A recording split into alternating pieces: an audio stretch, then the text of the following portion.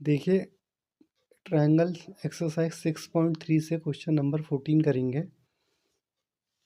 इसमें आपको दिया हुआ है A B upon P Q, A C upon P R, A D upon P M. ये आपको गिवन है, देख रहे हैं जो ये आपको गिवन है, ये जो है ये आपको गिवन दिया हुआ है। अब आपने इसमें क्या करना है, थोड़ा सा कंस्ट्रक्शन करना पड़ेगा। इससे पहले वाला क्वेश्चन भी था एक, क्वेश्चन नंबर 12, उसमें क्या था, हम पे बी सी और क्यू आर का रेशियो दिया हुआ था, लेकिन यहाँ पे इसका दिया है मीडियन का, A D upon P M का। तो इस क्वेश्चन में हमें क्या करना है, हमें देखना है कि ए बी और ए सी, पी क्यू और पी आर, ये दोनों हमें रेशियो में दिए हुए हैं। यदि अगर मैं इस एंगल पी और एंगल ए को साइड एंगल साइड से, देखिए क्राइटेरिया होता है साइड एंगल साइड से सिमिलर प्रूफ करूँ, ये हमें गिवन दिया है, सिर्फ सिमिलर प्रूफ कर दूँ तो मेरा काम बन जाएगा। ये एंगल ही तो बीच का बराबर करना है। तो इसके लिए मैंने थोड़ा सा यहाँ पे देखिए कंस्ट्रक्शन कर दिया है, कंस्ट्रक्शन किया है। ए डी और पी एम को एक्सटेंड करना है ई और एल तक। कैसे, जैसे ए डी और डी ई मतलब सेम लेंथ की मीडियन होनी चाहिए, ए डी और डी ए बराबर हो जाए और पी एम और एम एल आपके इक्वल हो जाए। तो आपने ऐसा थोड़ा सा इसमें कंस्ट्रक्शन आपको करना पड़ेगा।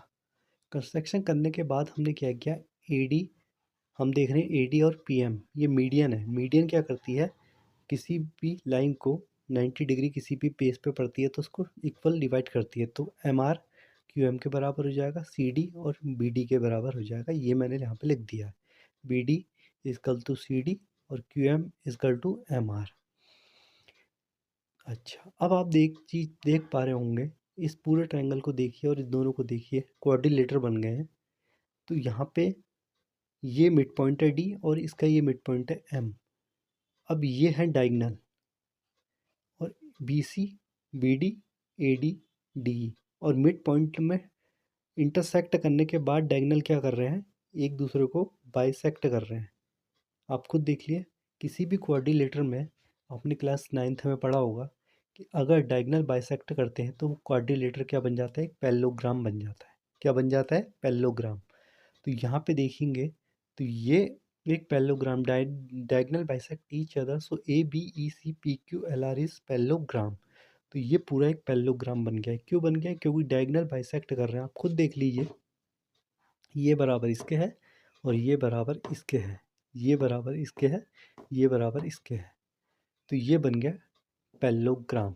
अब मैंने छोटी सी फिगर यहाँ पे देख ली है, तो आपकी बार बार आपको पैसे ऊपर करना देखना पड़े। तो अब आप देखिए, A B E C, A B E C P Q L R एक आपका बन गया क्या, पैरेललोग्राम। अब आप देखिए, A B E C, A B E C P Q L R एक पैरेललोग्राम बन गया है। तो जो अब मैं क्या करूँगा, इसे पैरेललोग्राम बनाने के बाद ये और ये दो ट्रायंगल लूँगा लेफ्ट साइड के, ए बी ई और पी क्यू एल, और एक बार लूँगा A C E P L P R L, जिससे ये और इसको सिमिलर प्रूफ कर दूँ, जिससे एंगल 1 मेरा एंगल 2 के बराबर हो जाए। फिर बाकी के राइट वालों को, एंगल 3 एंगल 4 को मैं सिमिलर प्रूफ कर दूँ। तो अब इसमें आप देखेंगे, मैंने गिवन की हेल्प ले ली है, गिवन जो मुझे दिया हुआ था मैंने गिवन की हेल्प ली और ए बी और पी क्यू को सेम लिखा। फिर मैंने बी ई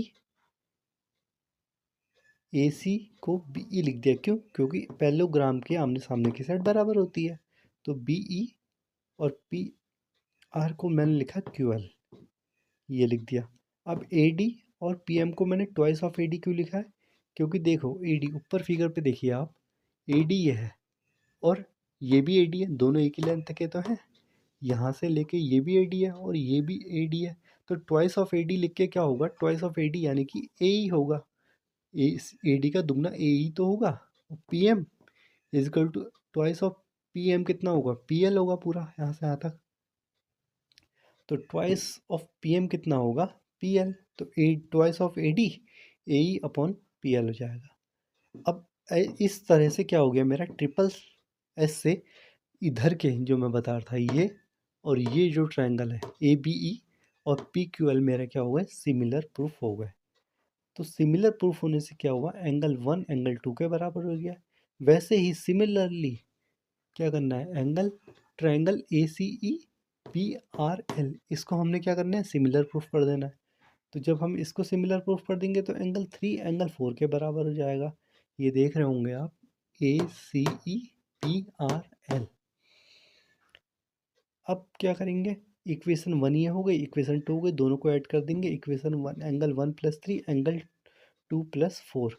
तो ये कह सकते हैं एंगल 1 और 3 किस में आ रहा था, एंगल BAC एंगल PQPR। यहाँ देखेंगे BAC PQPR। तो ये A और ये P मेरे ट्रायंगल क्या हो गए, आपस में इक्वल हो गए। जब ये इक्वल हो गए तो अब मैं लूँगा in triangle ABC PQR, AB/PQ AC/PR मेरे को गिवन दिया ही है। तो एंगल ABAC और एंगल QPR मैंने एंगल इक्वेशन 3 से इक्वल प्रूफ कर ही दिया है। तो साइड एंगल साइड से मेरा BAC और PQR सिमिलर प्रूफ हो जाएगा। आप देख सकते हैं ये पूरा इसका सॉल्यूशन रहा है। ये टफ क्वेश्चन माना जाता है और आपको इसको क्वाड्रिलेटरल को पैरेललोग्राम मान के करोगे तो जल्दी हो जाएगा। वरना कॉन्ग्रुएंसी भी लगाते हैं इसमें कुछ टीचर, लेकिन कॉन्ग्रुएंसी 9th क्लास का कंसेप्ट है। 9th क्लास को 10th में मिक्स मत करो, उसको 9th में ही रहने दो।